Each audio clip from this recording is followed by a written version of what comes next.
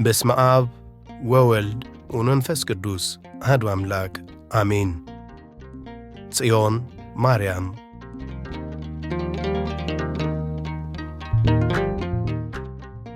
እግዚአብሔር ጽዮንን መርጧታልና ማደሪያውም ትሆነው ዘንድ ወዷታልና ይህች ለዘላለም ማረፊያዬ ናት መርጫታለሁና በዚህችም አድራለሁ እንዲል ነቢየ እግዚአብሔር ዳዊት በመዝሙሩ።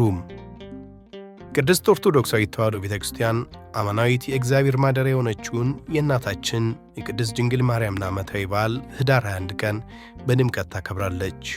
ጽዮን ማለት አምባ መጠጊያ ማለት ነው። ሰው እናታችን ጽዮን ይላል፣ በውስጧም ሰው ተወለደ በማለት መዝሙረኛው ዳዊት እንደተናገረ።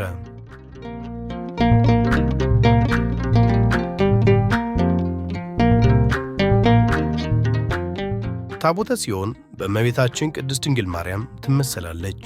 ኅዳር 21 ቀን የእመቤታችን የቅድስት ድንግል ማርያም ዓመታዊ በዓል በተለየ መልኩ የምናከብርበት ምክንያት በርካታ ቢሆኑም በዋነኝነት ታቦተ ጽዮን በፍልስጤማውያን ተማርካ በነበረበት ወቅት ዳጎን የተባለውን ጣዖት የሰባበረችበትና ልዩ ልዩ ተአምራትን የፈጸመችበትን መሠረት አድርገን ነው። ሊቀ ነቢያት ሙሴ ከእግዚአብሔር በታዘዘው መሠረት 2 ጽላት ቀርጾ የእንጨት ታቦትንም ሰርቶ ወደ ተራራው ወጣ። ከማይነቅዝ እንጨትም ታቦትን ሠራው። እንደ ፊተኞቹም 2 የድንጋይ ጽላት ቀረጹ። ወደ ተራራም ወጣው። 2ቱም ጽላት በእጄ ነበሩ። እግዚአብሔርም በተራራው ላይ በእሳት መካከል የተናገራችሁን 10ቱን ቃላት ቀድሞ ተጽፈው እንደነበረ በጽላቱ ላይ ጻፈ። እግዚአብሔርም እነርሱን ለእኔ ሰጠኝ በማለት እንደተናገረው የቃል ኪዳኑ ታቦት ይዘው ወደ ምድረ ርስት ተጉዘዋል። ወደ ትርጓሜው ስንመጣ ታቦተ ጽዮን የእመቤታችን የቅድስት ድንግል ማርያም ምሳሌ ስትሆን በውስጧ የያዘችው የሕጉ ጽላት የጌታችን የመድኃኒታችን የኢየሱስ ክርስቶስ ምሳሌ ነው። ታቦቷ ከማይነቅዝ እንጨት መሠራቷ የጌታን እናት ንጽሕናን የሚያመለክት ሲሆን በውጪም በውስጧም በጥሩ ወርቅ መለበጧ የቅድስናዋና ድንግል በሕሊና ወድንግል በሥጋ መሆኗን የሚያስረዳን ነው። እስራኤላውያንም በፊታቸው ታቦተ ጽዮንን ይዘው የሚገዳደሯቸውን ሁሉ ድል ይነሱ ነበር።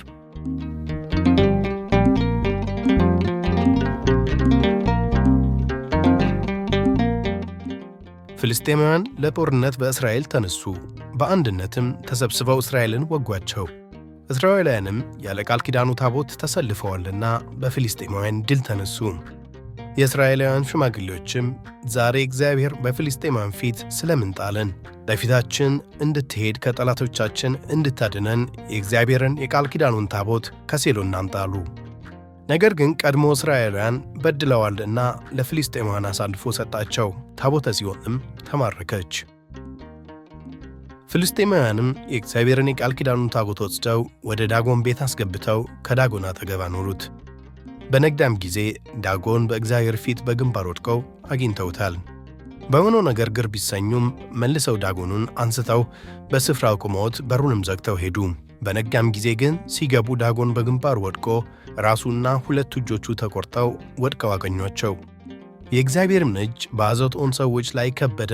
የአውራጃዎቿ ሰዎችም በእባጭ በሽታ ተመቱ። አይጦችም በከተሞቻቸው ፈሰሰ። በከተማውም ላይ ታላቅ መቅሰፍት ሆነ።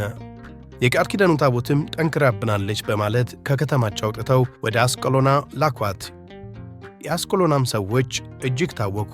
እኛንና ሕዝባችንን ልታስገድሉን የእስራኤልን አምላክ ታቦት ለምን አመጣችሁብን ብለው ሰደዷት። የእግዚአብሔርም ታቦት በፍልስጤማውያን ዘንድ ለ7 ወር ቆየች። ምድራቸውም አይጦችን አወጣች። ከሕዝቡም ብዙዎች ተቀሰፉ። በመጨረሻም ከከተማቸው አውጥተው በኮረብታው ላይ ወደ አሚናዳብ ቤት ወሰዷት። በዚያም ለ20 ዓመታት ቆየች።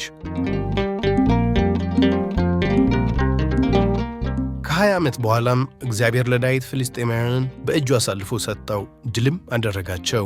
አቤቱ ወደ ዕረፍትህ ተነስ፣ አንተንና የመቅደስን ታቦት እንዲል ነቢየ እግዚአብሔር ዳዊት። የእግዚአብሔር ታቦትን ይዘው በእልልታና በዝማሬ በክብር ወደ እስራኤል ተመለሰች። ዳዊትም በተከላት ድንኳን ውስጥ አኖራት። ከዚህ ታሪክ በተጨማሪ የኅዳር ጽዮን በዓል የሚከበርበት ምክንያት ነቢዩ ዘካርያስ ጽዮንን በተቀዋማናቱ አምሳል ያየበት፣ ቀዳማዊ ምኒልክ ታቦተ ጽዮንን ይዞ አክሱም የገባበት፣ በዮዲት ጉዲት ዘመን በዘዋይ ደሴት ቆይታ ሰላም ሲሆን ተመልሳ አክሱም የገባችበት፣ እንዲሁም አብርሃና አጽብሃ በአክሱም ከተማ ከ343 እስከ 349 ዓመተ ምህረት ቤተ መቅደሱን ሰርተው ቅዳሴ ቤቱን ያከበሩበት ዕለት ስለሆነ ኅዳር 21 ቀን ቅድስት ኦርቶዶክሳዊት ተዋሕዶ ቤተ ክርስቲያን በዓሉን በድምቀት ታከብረዋለች።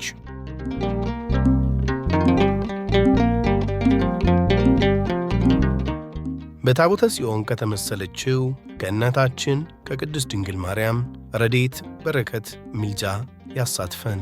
ወስብሐት ለእግዚአብሔር አሜን።